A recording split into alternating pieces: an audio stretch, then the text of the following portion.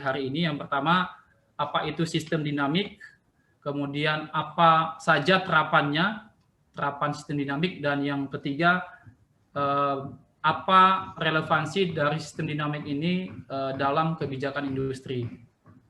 Baik, tanpa berbasa-basi lagi, saya persilakan kepada Pak Irman Firmansyah untuk menyampaikan materinya. Silakan, Pak. Baik, terima kasih Pak Helmi. Selamat sore Bapak Ibu sekalian. Assalamualaikum warahmatullahi wabarakatuh. Salam sejahtera untuk kita semua. Om Swastiastu. Bapak Ibu sekalian, saya sangat senang ini sebelumnya yang saya hormati pimpinan dari APMI dan juga pengurus dari APMI yang sudah mengundang, serta Pak Hanafi dan moderator yang sering komunikasi, serta Bapak Ibu sekalian dari peserta yang hadir. Saya yakin di sini banyak sekali bidang dan pakar di bidang masing-masing kaitannya dengan penelitian-penelitian, khususnya ini di APMI, metalurgi, dan industri. Dan mungkin ada beberapa tadi ada yang komunikasi juga, ternyata ada dari mahasiswa PSL, 2020 saya ada men-share juga. Saya sangat senang bisa bergabung dalam judul istilahnya bersama ini, ngopi bersama ya. Nah ini menarik sekali. Mudah-mudahan kita bisa saling sharing Bapak Ibu sekalian. Saya tidak panjang lebar tetapi ingin menceritakan apa itu sistem dynamic. Saya langsung mulai saja Bapak Ibu sekalian, kita saling share, mari kita berbagi apa itu sistem dynamic terkait dengan penelitian dan bisa diterapkan di mana saja. Ini bisa diterapkan di semua bidang, semua sektor. Saya sedikit pancing dulu. Seperti kalau kualitatif itu kebijakan SWOT, pasti pernah dengar. Nah ini SWOT, AHP pasti pernah dengar. Nah saya ingin cerita sedikit Bapak Ibu. Di Indonesia, khususnya pengambil keputusan di level kementerian, kalau penelitian saya yakin sudah lama. Sistem dynamic ini sudah dari 1957 kurang lebih. Ini yang dari Forrester, kemudian tahun 1923 pun sudah ada. Tetapi saya cerita di level pengambilan keputusan. Sistem dynamic ini apa? Sebetulnya sebuah metodologi atau pendekatan untuk pengambilan keputusan dan strategi baik jangka pendek, menengah, panjang sehingga bisa memperkirakan. Nah, ini gambarannya. Jadi, saya ingin cerita yang pertama adalah tahun 80-an, walaupun metodologinya sudah lama di kalangan akademik, tapi di pengambil keputusan level kementerian tahun 80 menuju 90 sampai sekarang pasti SWOT. Pernah dengar itu? Metodologi atau pendekatan SWOT, Strength, Weakness, Opportunity, and Threat. Nah, itu untuk kebijakan. Tahun 90 mulai banyak juga booming AHP, Analytical Hierarchy Process. Akhirnya tidak mau ketinggalan tuh, saling bergabung. Bapak Ibu bisa search, ada yang namanya AWOT, gabungan AHP dan SWOT. Nah, itu dari tahun 90 menuju 2000. Tahun 2000 banyak sekali metodologi yang menarik untuk kita dalami untuk riset ataupun penelitian atau kajian. Ada mungkin ANP, ada ANP Analytical Networking Process, ada MDS, ada ISM, dan salah satunya sistem dynamic. Nanti apa bedanya? Kemudian dari dulu pun metode statistik sangat menarik. Diskriminan, pencarian faktor. Jadi Bapak Ibu, kita sedikit supaya tidak penuh dengan banyaknya metodologi, kita sedikit review saja sedikit bahwa semua metodologi untuk perencanaan strategi kebijakan untuk pengambilan keputusan. Nah, ini yang menariknya. Jadi, untuk pengambilan keputusan banyak sekali metodologi, ada yang bersifat kualitatif, ada yang kuantitatif. Oke, jadi saya sebelum menyampaikan PowerPoint, saya ingin bercerita dulu. Ada yang bersifat kualitatif, ada yang kuantitatif. Banyak sekali. Kalau kuantitatif ada untuk proyeksi, untuk memperkirakan perencanaan Renstra, RPJM, bahkan untuk proyeksi karbon Indonesia 2100 itu kan proyeksi semua. RT/RW, nah ini proyeksi. Nah disinilah metodologi kaitannya kombinasi.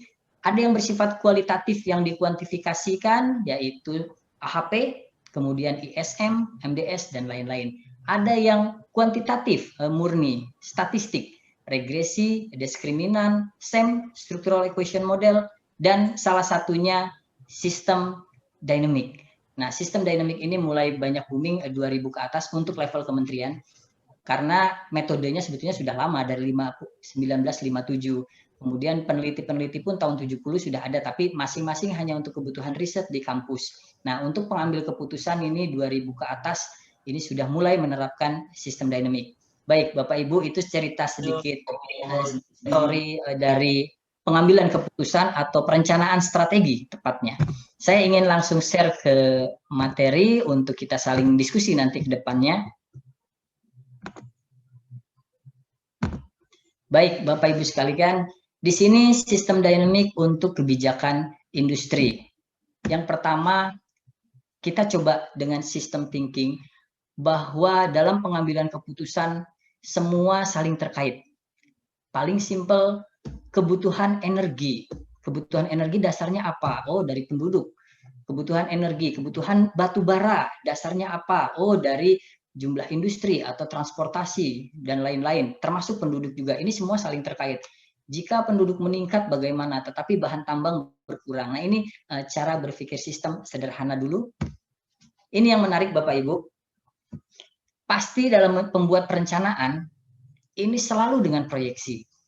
Paling simpel tadi yang disampaikan, jika penduduk bertambah, maka kebutuhan akan bahan tambang. Bahan tambang ini banyak sekali. Bahan tambang misalnya kalau yang paling simpel galian C, kenapa? Karena permukiman makin banyak. Penduduk bertambah, maka permukiman bertambah untuk dibangun. Artinya permukiman bertambah, maka kebutuhan pasir. Kalau dari nikel, dari emas, dari timah, tentu ini juga akan berkembang terus kebutuhan tersebut. Nah, Bapak Ibu sekalian, semua ada yang namanya daya dukung. Kapan bahan tambang habis? Berapa yang dibutuhkan sehingga level kementerian termasuk peneliti berapa kebijakan yang harus disediakan. Nah, jadi banyak sekali kebijakan. Saya ingin bercerita dari grafik yang ada. Ini kita memancing dulu. Bapak Ibu, dalam membuat grafik, jangan hanya proyeksi. Ini catatannya. Kalau hanya proyeksi, kita bayangkan misalnya yang berwarna merah ini adalah bahan tambang yang diambil. Kita lihat ini bahan tambang yang diambil. Kemudian ini adalah kontribusi terhadap wilayah, baik berupa pajak atau CSR. Artinya apa? Di sini kita lihat, kalau hanya sekedar proyeksi, kita abaikan warna lainnya, hanya warna biru, ini akan menceritakan bahwa kontribusi sektor pertambangan meningkat dari tahun 2000 ke 2030 sebesar sekian menjadi sekian. Dan tahun 2040 meningkat sedikit menjadi sekian. Nah, bukan itu seni dalam grafik. Kalau hanya proyeksi, ini sangat disayangkan. Kenapa? Karena akan membatasi dalam membuat kebijakan. Kita improve. Coba kita kombinasikan. Di sini ada bahan tambang yang diambil. Kita lihat berwarna merah. Kemudian ini yang berwarna biru kontribusi terhadap daerah, baik berupa pajak, CSR, dan lain-lain. Apa yang terjadi kalau di sini tahun 2030, kok bahan tambang yang diambil lebih dominan besar daripada kontribusinya, baik berupa CSR ataupun pajak. Bisa saja karena ada inflasi, bahan tambangnya tetap, namun inflasinya terhadap dolar semakin kecil. Nah, inilah gambaran-gambaran. Artinya ada sesuatu yang harus dilakukan tahun 2030, bahkan sebelumnya. Apakah kita meningkatkan pajak? Ini diskusi para pakar, atau membatasi pengambilan? Nah, ini yang belum tahu, kita lemparlah kepada pengambil keputusan. Nah, salah satunya ini baru proyeksi, kita belum ke sistem dynamic, tetapi yang menarik juga di sistem dynamic nanti ada skenario. Sebagai contoh, kalau misalnya kita naikkan pajak setelah diskusi dengan pakar, Pak, tidak mungkin pajak ini yang normalnya ini misalnya saja 10%, ditingkatkan menjadi 30 itu tidak mungkin karena listen learn yang tertinggi di seluruh dunia ini hanya 15. Nah, artinya pajak nggak bisa kita paksakan menjadi 30. Maka simulasi kontribusi jika pajak dinaikkan yang berwarna hijau muda ini. Artinya belum bisa memenuhi. Nah, banyak sekali kebijakan. Artinya sistem dynamic salah satunya nanti memberikan pilihan kebijakan. Coba diskenariokan lagi. Ternyata dari industri coba kita buat smelter. Nah, kalau smelter ternyata satu produk bank ini bisa menjadi 5 smelter. Artinya ada 5 pajak tambahan. Ternyata bisa, Pak. Kita tingkatkan, kalau tahun 2008 nanti garisnya di sini. Nah, problem lagi adalah ternyata, Pak, kita di Indonesia belum siap untuk 5 smelter. Hanya 3. Nah, ini contohnya. Ternyata kalau di sini kita buat 2027, maka grafiknya pas kena merah, Pak. Kalau pas kena merah, bisa nggak kita lebih tinggi? Kita skenariokan lagi. Ternyata jangan 2028 dipersiapkan smelter. Kalau bisa 2022, 2023, sehingga hanya dengan 2 smelter kita bisa meningkatkan manfaat dari tambang baik terhadap daerah maupun masyarakat, baik pajak ataupun CSR. Nah, ini yang menarik dari seni membuat grafik. Terlepas dari sistem dinamik, Bapak Ibu mau metodologinya regresi, mau metodologinya bermacam pendekatan banyak sekali, tapi inilah dalam menuangkan grafik, sehingga nanti yang diadopsi di sistem dinamik bukan sekedar memprediksi, tapi bagaimana menganalisis grafik dengan seni pengkombinasian antar grafik. Nah, ini pengantar saja Bapak Ibu sekalian. Ternyata dalam membuat perencanaan itu menarik kalau bisa kita pancing kebijakan dengan berbagai skenario, bisa dipilih kapan mau diterapkan dan berapa yang akan tercapai. Inilah yang banyak digunakan dari sistem dinamik. Kenapa? Karena sebagai target, sebagai indikator kinerja, sebagai perencanaan jangka panjang, bahkan pendek pun bisa, dan pilihan-pilihan kebijakan. Bahkan pemerintah juga sudah punya kebijakan A, boleh kita masukkan, maka grafiknya bagaimana. Nah, ini yang menarik dari salah satunya sistem dinamik. Bapak Ibu sekalian, karena ini industri, diskusinya saya coba mengantar dulu, memancing sebagai bahan diskusi. Tadi ada bahan tambang yang diambil, sekarang ada industri lainnya. Saya industri secara umum dulu. Ini kita bermain sistem thinking dulu. Jadi kita bisa tahu kapan waduk atau danau ini penuh. Tentu saat air yang masuk lebih besar dari yang keluar. Oke, bukan hanya di situnya. Ini bisa diproyeksikan kapan danau ini penuh, kapan danau ini kering. Kalau hujannya debitnya kecil, kemudian yang keluar sudah disesuaikan kapan harus kita tutup. Kebutuhan industri air ini sangat banyak, kebutuhan permukiman dan lain-lain banyak sekali. Itu baru satu gambaran proyeksi kebutuhan air. Sekarang satu industri muncul, maka dia akan membuang limbahnya. Nah, saat membuang limbahnya, air buangannya tidak mencemari. Kita ambil air di danaunya pun atau di waduk, tidak mencemari. Kemudian muncul 20 industri.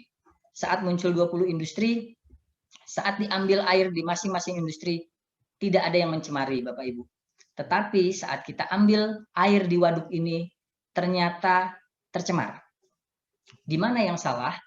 Nah, ternyata adalah perhitungan daya dukung terhadap industri yang ada. Misal, kalau di sini industrinya minuman atau tekstil yang banyak menggunakan air, ternyata tidak bisa 20 industri, ternyata hanya 10 industri. Nah, inilah perhitungan ini yang perlu dipertimbangkan. Atau kalau ternyata industrinya hanya packaging, pengemasan, ya jangankan 20 industri, Pak. Kita 30 industri pun ini masih belum tercemar nih waduknya atau danaunya. Nah, makanya disinilah banyak pertimbangan dalam simulasi. Nah, ini kaitannya dengan simulasi. Jadi, berapa industri dengan tipe industri apa, air yang dikeluarkan berapa. Bapak Ibu sekalian, ini dari case tadi, debit air yang waduknya penuh, kemudian sekarang industri. Sekarang, jika danau ini tercemar, maka air akan keluar. Saat keluar ternyata di sini ada pembudidaya keramba. Nah, pembudidaya keramba yang tadinya memelihara ikan 100 ekor, hidup semuanya, tetapi dengan adanya pencemaran, memasukkan ikan 100, ternyata yang hidup 70. Nah, ini ada letal konsentrat dan lain-lain.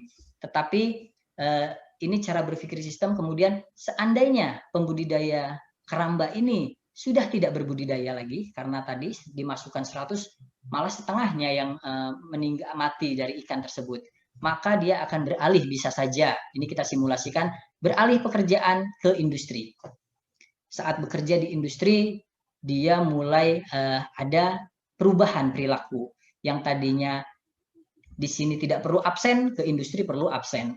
Kemudian jam kerja yang tadinya di sini bisa datang jam berapa saja, ternyata di sini harus fingerprint.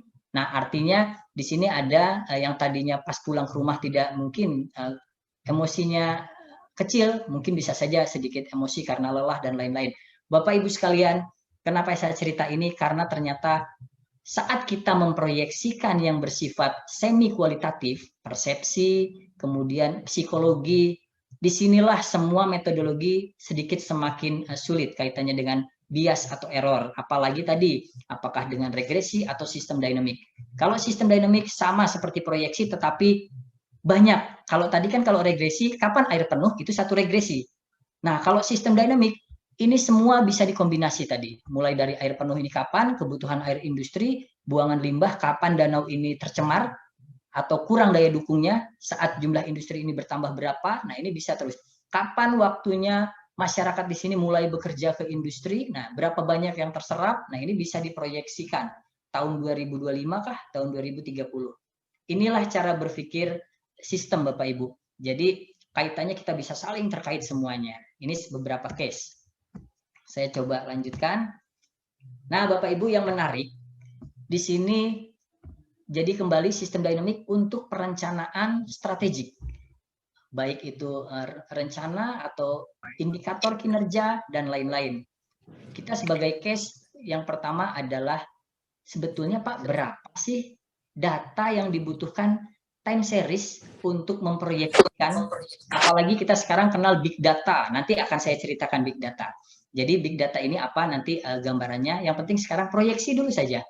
Jadi kalau proyeksi berapa data yang diperlukan, kalau rekan-rekan statistik, kalau memproyeksikan 20 tahun ke depan, maka harus punya 20 tahun ke belakang.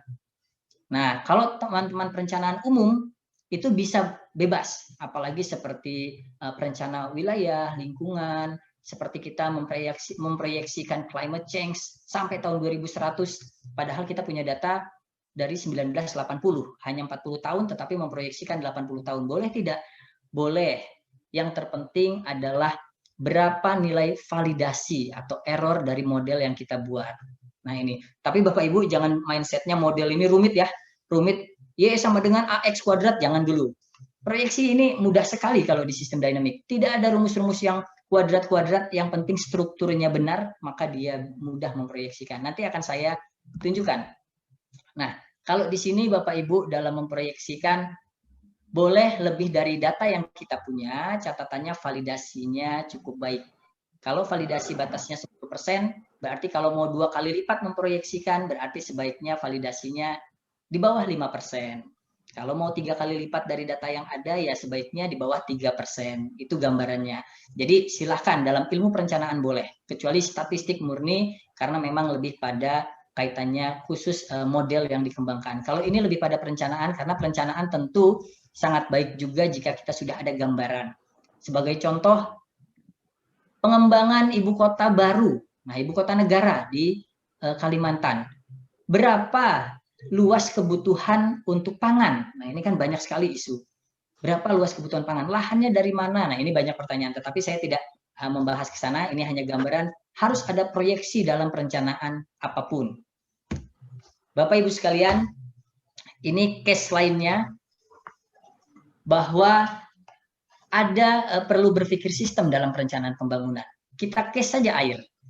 Air ini kita punya 10. Kemudian kebutuhan untuk industri, inilah yang dikatakan daya tampung. Ternyata industri membutuhkan 3. Nah, ini gambaran saja. Kemudian pertanian membutuhkan 2. Permukiman membutuhkan 2. Pariwisata dan lain-lainnya membutuhkan 1. Berarti kalau kita jumlah, ini ada 8. Wah Pak, masih cukup air kita katanya. Untuk industri kan hanya 3. Oke, ternyata dari 8 ini ketersediaannya 10. Yang dibutuhkan 8.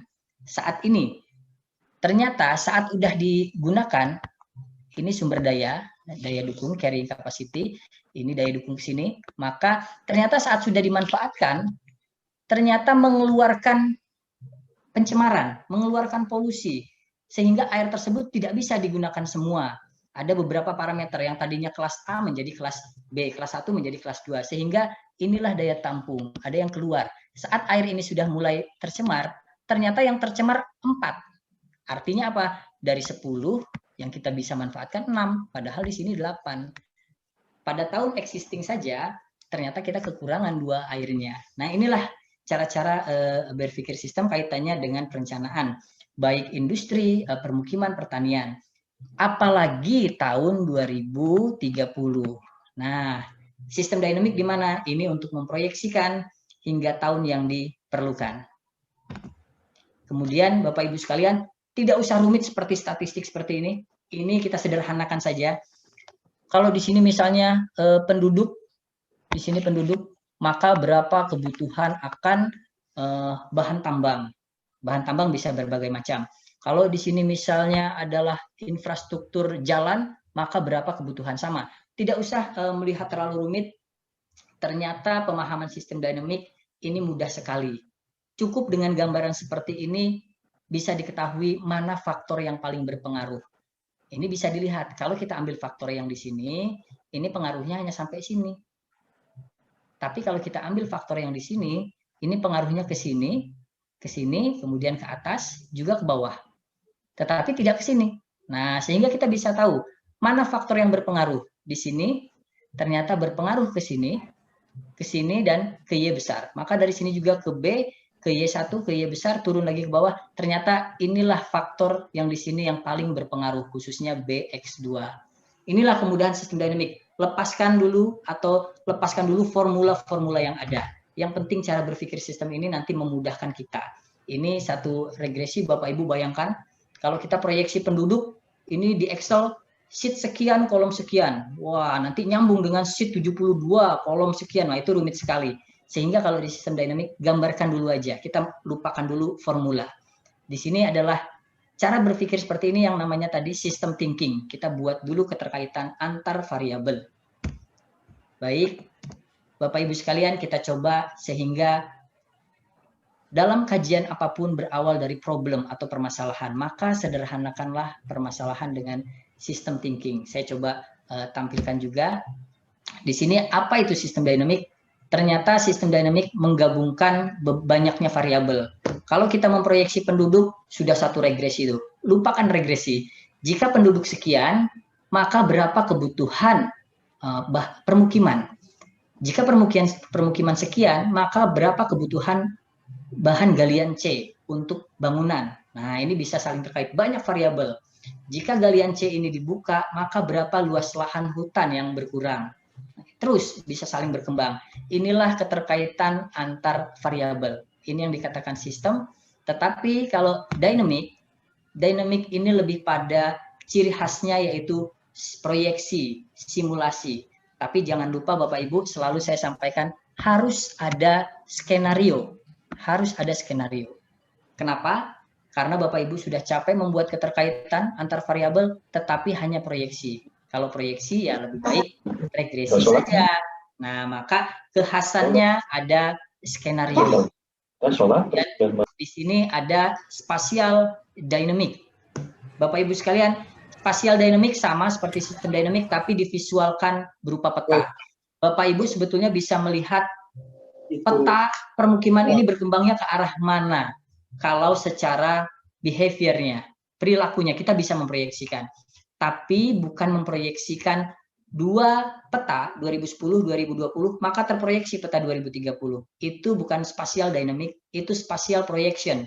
Spatial dynamic kita punya dua peta 2010-2020 dengan skenario apa? Ternyata luas lahan ini semakin bertambah atau malah semakin berkurang. Bisa penggunaan lahan karena pembukaan tambang secara terbuka, apakah tambang pasir atau tambang batu bara atau tambang lain-lainnya. Nah, ini bisa.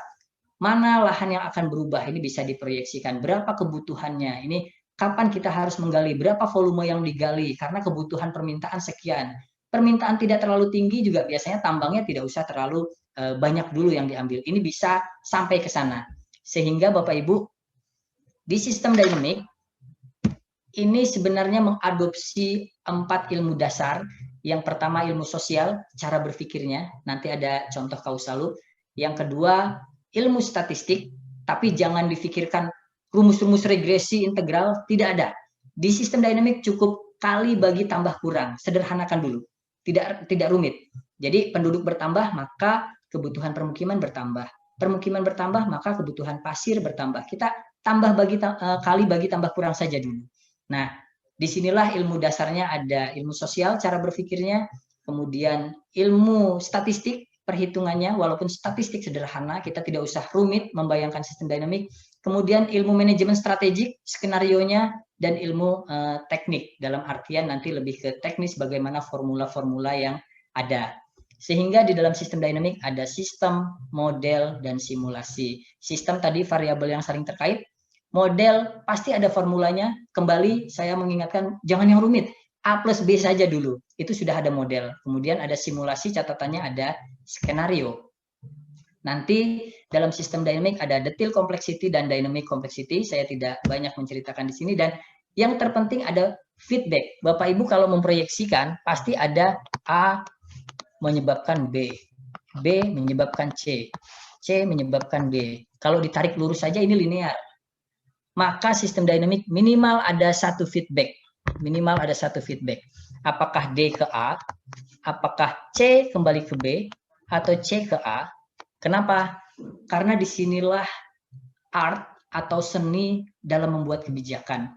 Jika kita terapkan kebijakan apa, maka berapa dia sensitivitas terhadap variabel secara circle atau secara loop kembali. Sehingga variabel mana yang paling sensitif ini bisa kita pilih, variabel mana yang paling pengungkit leverage ini bisa kita pilih. Kalau linear dia cukup linear, tapi linear di sini menyebabkan faktor lainnya lagi, terus semakin besar. Nah, ini yang menarik dari sistem dynamic.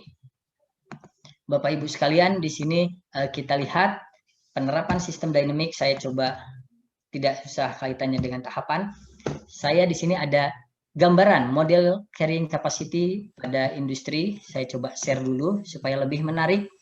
Di sini ada, saya coba yang sederhana dulu. Di sini ada model daya dukung kawasan industri. Industrinya apapun. Karena ini baru mau dikembangkan kawasan industri. Artinya kalau konsep tadi sudah kita lihat di sini.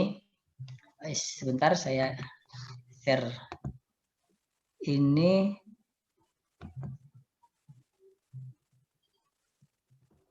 Oke, sini model daya dukung, mohon maaf, kawasan tambang dulu. Ternyata di sini kalau kita konsep, nah ini. Penduduk bertambah, maka permintaan kebutuhan bahan tambang. Ini dari wilayah lokal setempat karena ini satu wilayah saya. Kemudian ada kebutuhan bahan tambang luar juga, maka pemenuhan. Area yang dapat ditambang. Dari area tersebut dari mana? Apakah mengurangi kawasan hutan, tapi bukan hutan lindung dan lain-lain, tetapi kawasan. Di sini juga akan menyebabkan beban pencemaran, hilangnya jasa biodiversity, kemudian dan seterusnya, mengurangi ketersediaan air. Maka ketersediaan air ini akan memberikan nilai manfaat. Kalau ketersediaan airnya berkurang, maka nilai manfaatnya juga semakin kecil dan seterusnya. Akan mengurangi lagi area yang dapat ditambang, kemudian industri pemanfaat juga. Kalau tergantung area, berapa yang bisa ditambah industri tersebut. Nah, inilah menariknya cara berpikir. Bayangkan kalau di sini saja sudah satu regresi, kalau dengan statistik repot. Kalau di sini tidak usah pakai AX kuadrat BX, tidak. Masukkan saja jumlah penduduk, langsung dia memproyeksikan, maka berapa kebutuhan bahan tambang, misalnya dihitung dulu permukiman, penduduk sekian, maka butuh permukiman sekian, maka bahan tambang sekian yang dibutuhkan. Misalnya kalau ini galian C sama, kebutuhan lainnya, kebutuhan nikel, kebutuhan timah, ini semuanya sama. Inilah yang menarik dalam sistem dynamic. Catatan kembali, minimal ada satu feedback, ada satu loop balik. Nah ini seperti ini, kembali. Artinya apa? Kalau tidak ada feedback, dia linear. Di sistem dynamic, tidak apa-apa, linear dulu saja paling gampang. Tetapi cari feedbacknya. Dengan kita gerakan ini akan ada feedback kemana. Berarti semakin banyak feedback, semakin terlihat mana variabel yang harus digerakkan, mana yang paling sensitif. Dan kemudahan sistem dynamic, Bapak Ibu, satu garis ini memiliki makna minimal keluar satu kebijakan.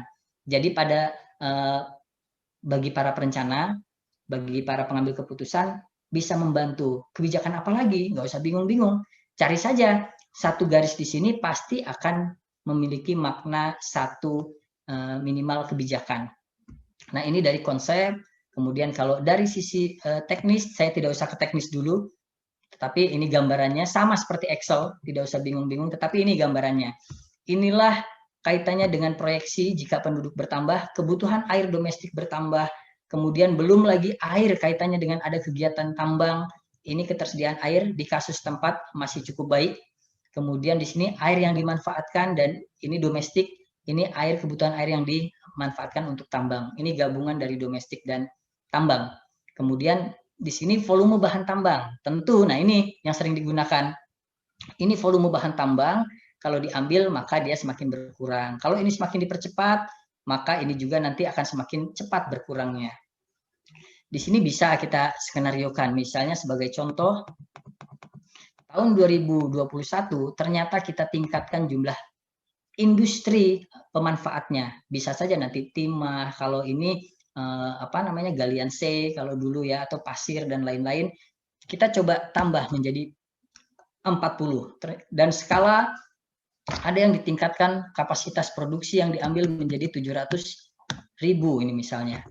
Belum ada kontrol limbah, persentase tutupan luasan hutan yang berkurang berapa persen, karena ada nanti industri yang dari kawasan hutan ataupun industri yang bukan dari kawasan hutan. Ini bisa diskenariokan. Maka kita lihat, inilah kemungkinan jumlah air sudah mulai hampir berkurang dari daya dukungnya. Ini sebenarnya tidak lurus, dia agak berkurang sedikit, karena dia pengaruh dari debit yang tidak begitu signifikan. Tetapi daya dukung airnya ini semakin kecil.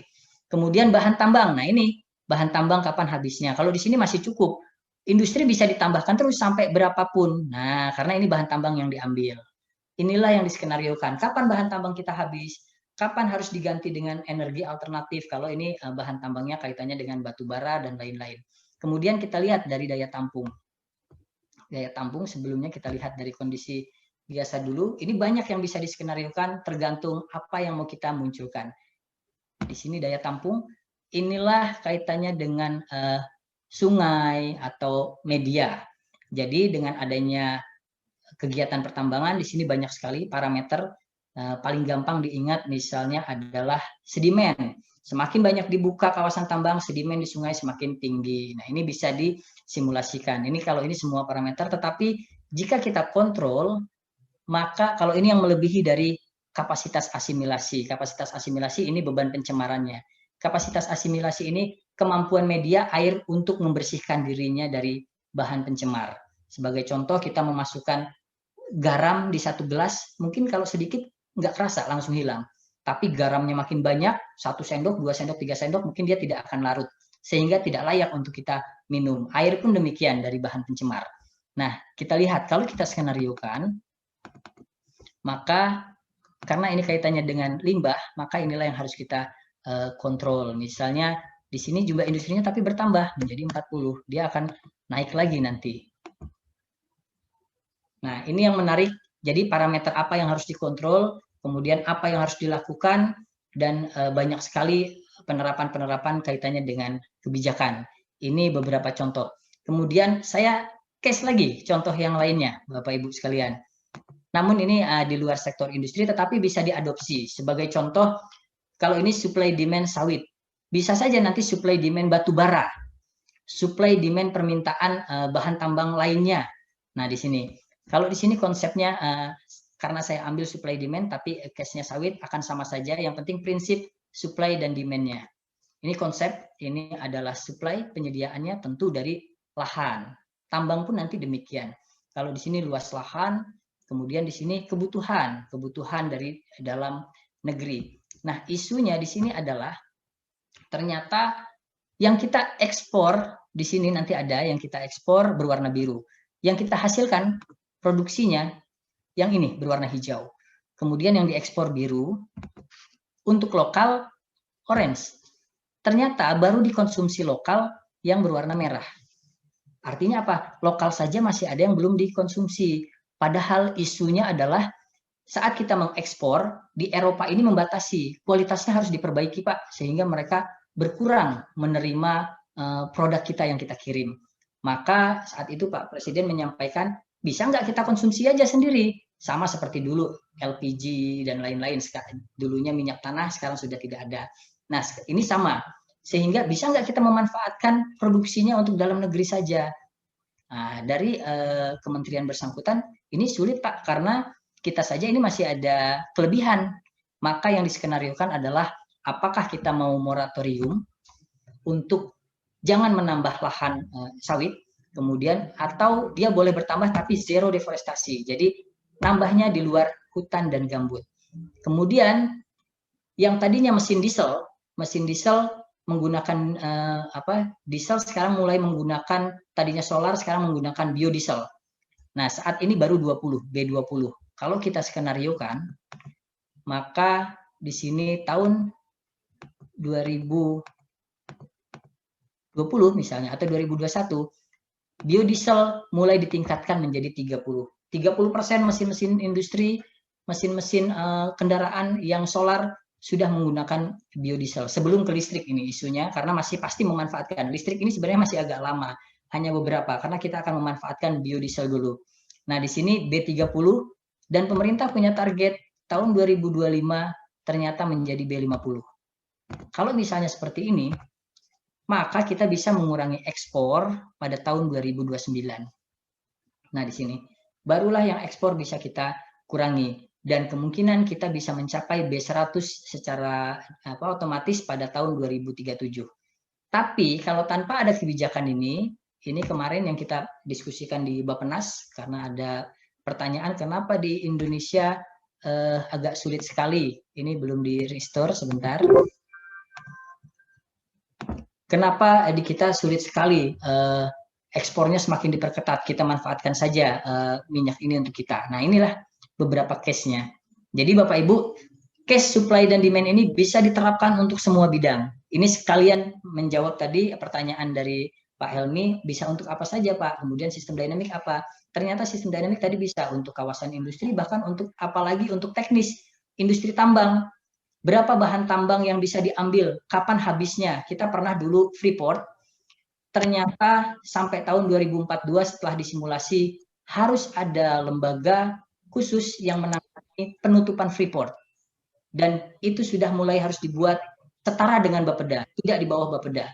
Namun bisa saja dia independen. Dia harus dibuat dari tahun 2029 sampai 2032 supaya tidak terjadi hilangnya nilai manfaat. Artinya begini, saat Freeport tidak ada, kalau tidak diperpanjang ya, tapi kalau diperpanjang itu case-nya beda lagi.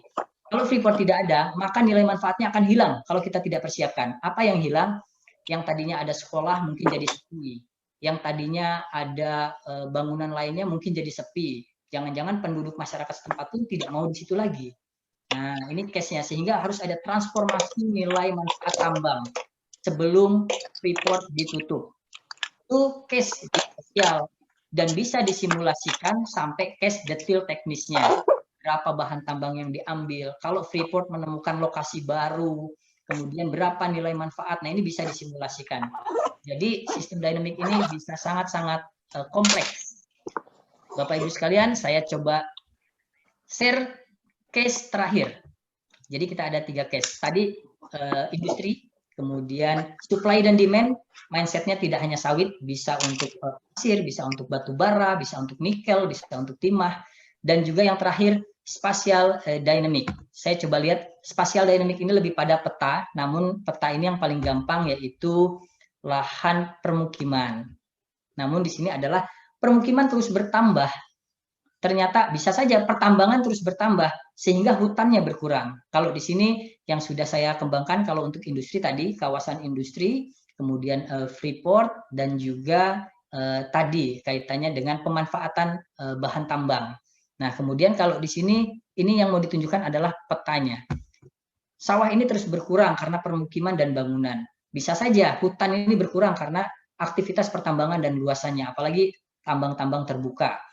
Kalau kita lihat ini dari data yang ada, 2009 luas permukiman 51, luas lahan sawah 149, kemudian 2010 dan seterusnya, ini data real, baik dari data BPS, Kementerian, ataupun spasial, BIG. Penduduk 6,4 menjadi 6,6, permukiman 52 menjadi 54, dan seterusnya, ini data real. Artinya kalau data real, secara regresi saja kita bisa memproyeksikan case di pertambangan pun bisa untuk hilangnya luas lahan hutan. Berapa jasa lingkungan dari hutan yang hilang? Berapa air yang berkurang? Berapa sedimentasi yang bertambah di sungai dengan adanya kegiatan industri? Kalau kita simulasikan, ternyata tahun 2030 luas permukiman bertambahnya. Di mana? Nah, kita lihat di sini kalau dari peta 2000 ke 2006, maka kita lihat permukiman yang berwarna merah muda ini berkembangnya. 2012 ini, dan ini semua data real. maka kita bisa proyeksikan 2030. Inilah permukiman yang akan berkembang. Ini yang namanya spatial dynamic. Tetapi yang lebih menarik lagi, Bapak Ibu sekalian, adalah kita bisa menskenariokan. Misalnya tahun 2030, kalau di sini tadi sebanyak permukiman seluas 95, lahan sawah 107, kita bisa kontrol dengan berbagai kebijakan. Inilah menariknya sistem dinamik, penegakan hukum. Kalau pertambangan tadi misalnya semakin diperketat atau adanya smelter dan lain-lain, kemudian kontrol permukiman, bantuan pemerintah, ini hanya contoh industri pengolahan hasil, maka kita simulasikan yang tadinya 95 hanya 87. Kemudian di sini tadinya 107 menjadi 120. Kita bisa melindungi, kita bisa memperlambat laju pertumbuhan permukiman, atau kapan waktunya permukiman ke arah vertikal. Ini beberapa case Bapak Ibu. Yang tadi yang pertama adalah industri, kaitannya dengan kawasan tambang. Yang kedua adalah supply dan demand, bisa untuk tambang apapun di luar, kalau tadi contoh sawit karena larinya ke biodiesel dan batu bara sebetulnya kalau dikaitkan ke tambang. Kemudian kalau ini adalah yang ditunjukkan lebih pada spasialnya. Nah, kemudian Bapak Ibu sekalian, terakhir saya tambahkan lagi di sini sebagai gambaran yang perlu kita kembangkan adalah cara berpikirnya. Semua variabel harus kita kaitkan. Selama ini kita hanya proyeksi saja dengan regresi. Penduduknya diproyeksi, maka proyeksi kebutuhan tambang. Kebutuhan tambang lokal, maka proyeksi ini. Area yang dibutuhkan berapa. Ini semua proyeksi. Di sistem dynamic, saat kita rubah satu variabel, berubah semuanya. Nah, disinilah yang menarik yang terkait dengan big data, Bapak Ibu. Big data itu tidak hanya sekedar data yang terkumpul, data masa lalu yang kita kumpulkan, kemudian lengkap, bisa digunakan dengan mudah, diakses dengan mudah, tidak hanya itu. Tetapi big data di sini adalah data tadi yang sudah terkumpul, data time series yang ada, kita buat arsitekturnya. Ternyata sistem dynamic ini sudah mengadopsi konsep arsitektur data. Jadi arsitektur data ini sudah terbentuk seperti ini. Maka saat ada misalnya curah hujan tinggi, kegiatan tambang dengan kondisi luas sekian, maka berapa sedimentasi di sungai tersebut? Ini bisa langsung dihitung. Ada kemungkinan anomali iklim seperti ABCD, maka berapa air yang agak sulit digunakan karena sedimentasinya terlalu keruh. Ini bisa disimulasikan. Sama seperti kasus lainnya. Misalnya di Pantura ini ada anomali iklim dari Kementerian Perikanan. Kita pernah dulu ada pertanyaan Pak Menteri sebelum Bu Susi, besok ada anomali iklim di daerah pesisir pantai utara Pulau Jawa, itu akan ada kenaikan air laut. Berapa kerugian dari petambak yang ada di Pantura, permukiman banjir, kemudian berapa kerugian petani pembudidaya ikan, kemudian petani yang kaitannya dengan di pesisir. Nah, berapa kerugiannya? Dari Kepala Pusdatin menyampaikan, baik Pak, kami hitungkan dalam waktu 2 jam. Nah, Pak Menteri menyampaikan, kenapa 2 jam? Kita ini 1 jam lagi ketemu Pak Presiden, katanya. Nah, disinilah konsep big data maksud saya. Jadi, big data ini sudah diadopsi dalam sistem dynamic. Keterkaitan variabel ini sudah dibangun. Jadi saat ada anomali iklim seperti ini, maka berapa kerugian? Tidak dalam hitungan 10 menit lebih, sudah langsung keluar hasilnya. Nah, inilah konsep sebetulnya big data, ada arsitekturnya, ada analisisnya, bahkan ada skenarionya. Apa yang harus dilakukan? Pertambangan tadi sama, jika terjadi anomali iklim sekian, akan ada berapa sedimentasi yang masuk? Apa yang harus dilakukan? Atau jika ditingkatkan industrinya, jumlah industrinya untuk pengambilan bahan tambang, kapan bahan tambang ini akan habis? Apakah kita mau membuka izin sebanyak-banyaknya untuk pertambangan masuk? Atau malah kita akan membatasi jumlah pertambangan? Nah, ini kaitannya kalau sistem dynamic, sistem thinking, dan struktur model, Bapak Ibu sekalian. Ini kaitannya kalau sudah ke kualitas lingkungan, karena dari industri ternyata ada BOD, ini baru satu parameter. Ternyata yang kami kembangkan banyak sekali parameter. Ternyata BOD sungai, dan ini ada feedback. Saat terjadi pencemaran di sungai dan indeks daya tampung BOD-nya semakin kecil, maka akan ada pengontrolan terhadap BOD, baik industri dan lain-lain. Artinya industri akan diperketat IPAL-nya.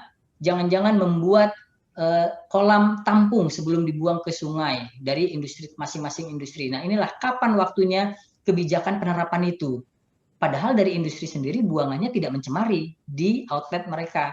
Sehingga saat air sungai sudah mulai daya tampungnya berkurang, ternyata walaupun dia tidak mencemari, kebijakan sudah mulai jalan.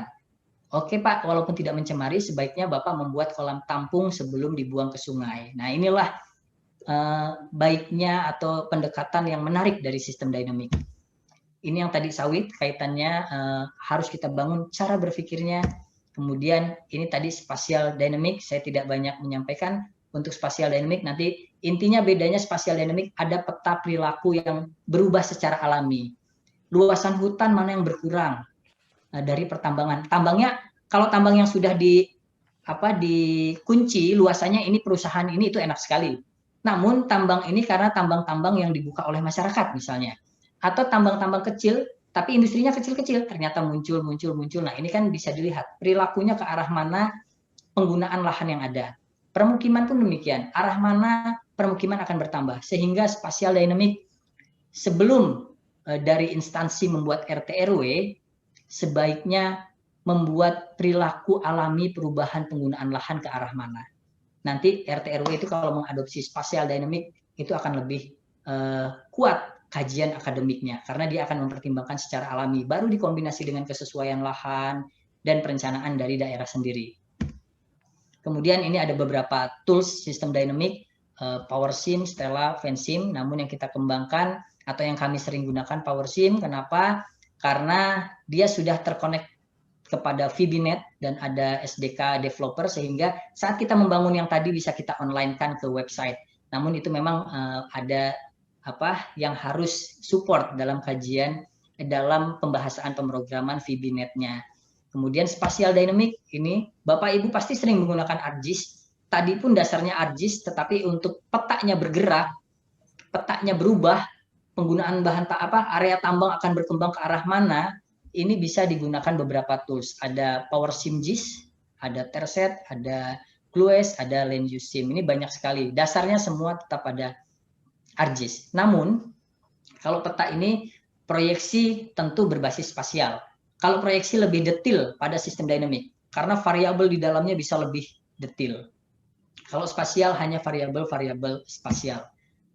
Bapak Ibu sekalian, sistem dynamic bisanya di bidang apa saja, ini bisa di semua bidang, bisa di semua sektor. Yang penting adalah kuantitatif, perencanaan yang terukur. Sehingga paradigma akademik saat ini, the power of quantitative is system dynamic. Kuantitatif, karena kan kalau proyeksi tentu ada regresi, ada lain-lainnya, tetapi ternyata di sistem dynamic juga mengadopsi loh konsep regresi, ternyata ilmu manajemen strategi juga diadopsi, kerangka permasalahan di sistem thinking juga diadopsi, ini menariknya. Sehingga kita sering mendengar yang namanya VUCA atau velocity ini, keputusan cepat apa yang harus dilakukan saat pandemik seperti COVID ini. Nah, kalau kita datanya kuat, maka bisa langsung dihitung berapa sektor transportasi yang berkurang, berapa sektor industri yang berkurang. Ini bisa dihitung kalau sudah ada arsitektur datanya. Misalnya transportasi yang tadinya penerbangan 100% misalnya, kita stop menjadi hanya 25%, otomatis dia akan running. Tapi kalau struktur arsitektur datanya tidak kita kembangkan, harus dihitung dulu. Nah, inilah arah sistem dynamic sebetulnya nanti ke big data. Sehingga untuk pengambilan keputusan cepat, maka harus mengadopsi big data. Big data tadi tidak hanya data time series, tidak hanya data yang banyak, tetapi arsitektur dan analisis secara otomatis.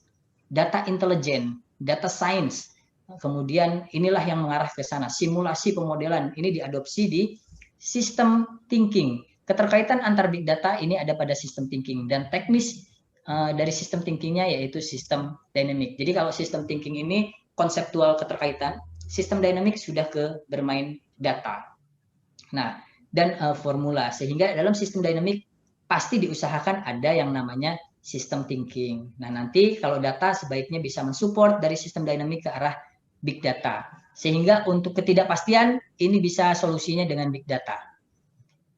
Kompleksitas masalah bisa diselesaikan, disederhanakan dengan sistem thinking. Karena tadi kelihatan faktor mana yang paling berpengaruh. Oh ya sudah, ini saja yang kita gerakan. Maka kebijakannya bisa dilihat bahwa dengan smelter akan memberikan kontribusi kepada wilayah lebih baik.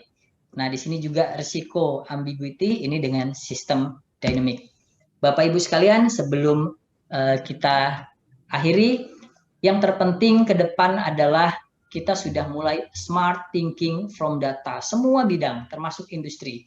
Kita baru saja berdiskusi, kita pernah dulu dengan ESDM, ini kaitannya dengan, tapi ke LPG. Jadi dulu adalah saat minyak tanah kita gunakan, saya ingat sekali itu tahun 2005 ke 2007, mulai booming gas LPG, minyak tanah mulai berkurang. Kenapa? Ternyata LPG kita numpuk. LPG kita numpuk, mau dikeluarkan nggak bisa, karena di Singapura dan lain-lain sudah lebih dulu. Akhirnya, bagaimana energi atau LPG ini bisa digunakan di dalam negeri dengan alasan yang real dan akademik dan bisa diterima oleh masyarakat. Oh, ternyata minyak tanah ini kan bahan bakar dari fosil yang tidak bisa di renewable. Sehingga bagaimana kita mengurangi minyak tanah? Ayo kita ganti dengan LPG. Nah, mulailah kita coba simulasi. Ternyata saat mulai mensimulasi, ada beberapa daerah mulai kembali ke kayu bakar karena agak terhambatnya proses distribusi LPG, maka akan ada kerusakan hutan. Itu pernah kita simulasi berapa yang rusak. Sehingga masyarakat sekitar hutan bagaimana solusinya. Nanti dari Kementerian Kehutanan akan mensupport.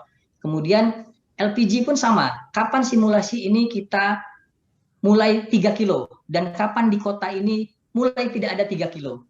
Nah, 2-3 tahun ke depan ini sudah mulai nih berkurang karena yang 3 kilo sudah mulai ke daerah-daerah, khususnya ke pedesaan.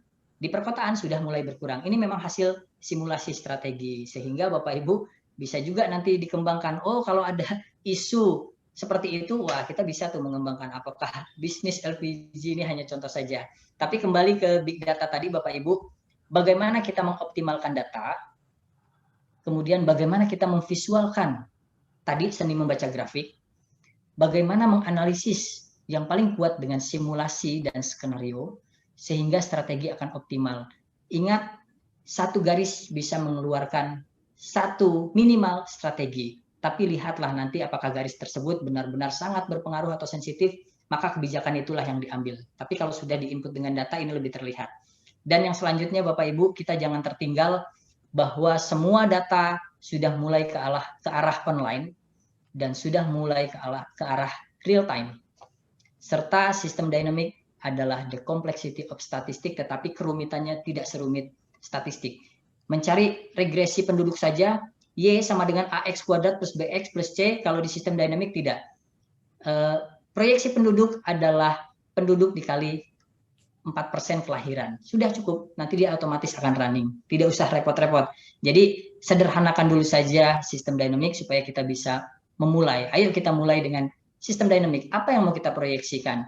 Apa yang mau kita simulasikan? Apa yang mau kita buat perencanaannya? Tahun berapa habis? Tahun berapa akan kita gunakan? Ini bisa semua.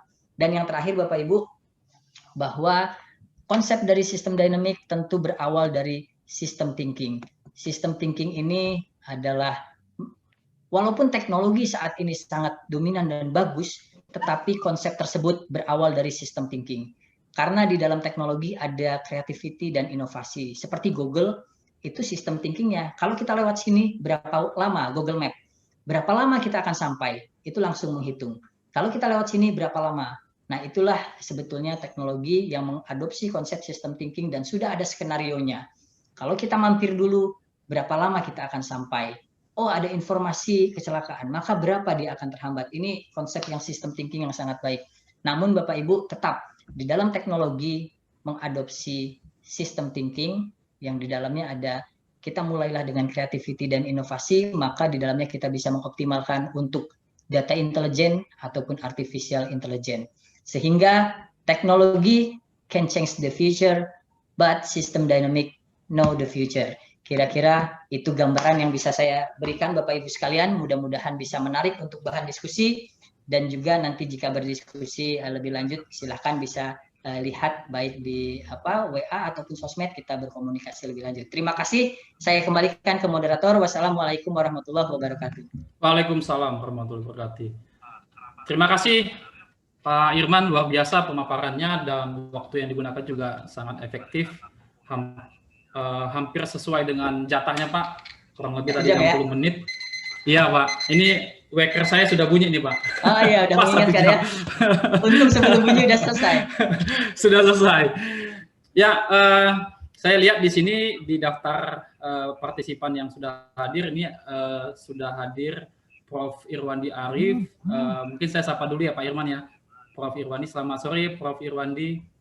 Sore Pak, sore. Selamat sore Pak. Sore Terima Bapak-Bapak kasih. semua. Terima kasih Prof. sudah berkenan hadir dalam Ngopi Moka nih, APMI. Ya, rekan-rekan semuanya, Bapak Ibu sekalian, menarik sekali tadi pemaparan Pak Irman terkait dengan sistem dinamik. Kalau saya coba rangkum menjadi beberapa poin yang penting. Yang pertama, jadi sistem dinamik ini, khususnya nih teman-teman yang tadi baru bergabung ya, belum mengikuti dari awal, saya coba rangkum. Yang pertama, sistem dinamik ini adalah salah satu ya metodologi atau pendekatan dalam penyelesaian sebuah masalah gitu ya, atau problem solving, dan manfaatnya banyak sekali ya. Di antaranya tadi Pak Irma sudah sebutkan bisa bermanfaat untuk memproyeksikan sesuatu, menyusun perencanaan, dan yang penting sesuai dengan tema kita hari ini yaitu bisa juga bermanfaat dalam penyusunan sebuah kebijakan ya. Jadi ini luar biasa, dan saya yakin di antara kita yang hadir juga banyak di sini yang profesinya berkaitan dengan penyusunan kebijakan ya. Jadi ini topiknya sangat relevan dan saya kira ini sangat bermanfaat buat kita semua.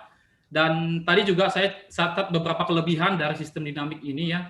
Pertama, bisa mengakomodir banyak variabel gitu ya, dan juga data-datanya juga bisa fleksibel. Hanya saja nanti yang menjadi catatan adalah validasinya gitu ya. Dan yang menarik juga sistem dinamik ini sudah mengakomodir konsep big data tadi ya. Ini juga luar biasa. Dan yang terakhir ini sangat mendasar, yang menjadi prinsip dari sistem dinamik ini adalah system thinking ya. Ya, jadi saya kira apapun toolsnya gitu ya Pak Irman ya, tetap prinsipnya sistem thinking ini yang harus kita miliki ya. Jadi walaupun toolsnya canggih, tapi sistem thinking yang nggak jalan ya tetap tidak akan efektif nantinya. Baik, saya kira itu catatan dari saya dari hasil tadi pemaparan Pak Irman.